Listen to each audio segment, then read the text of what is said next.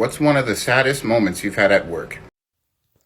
So when I worked at an ER, I worked at the front desk, and one time there was this family who the father, when he was brought in, he was pretty much dead on arrival, and nobody in the family knew it, but they were all extremely worried, and they kept asking us, if we knew anything, and we were told that we weren't allowed to tell them anything until the doctor had spoken to them.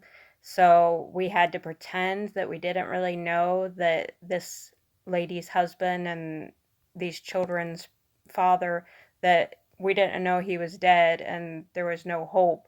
And I was sent back to get her insurance information before they even told her that her husband had passed away, because they were worried if I didn't get the insurance information before she knew that she'd be too upset to give it.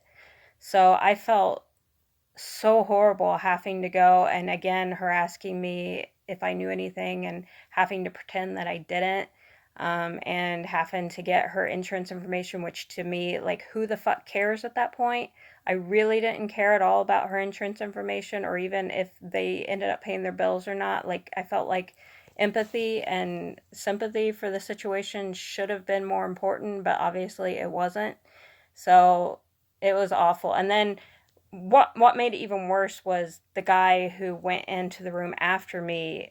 I don't know. He got his wires mixed somehow, and he didn't realize they hadn't told her yet that her husband was dead. And he wasn't a doctor. He was just another, like, behind the desk person like me, and he accidentally let something slip, um, that let her know that her husband was dead. And it's just a horrible situation. And I quit soon after that. I couldn't deal with how cruel hospitals could be.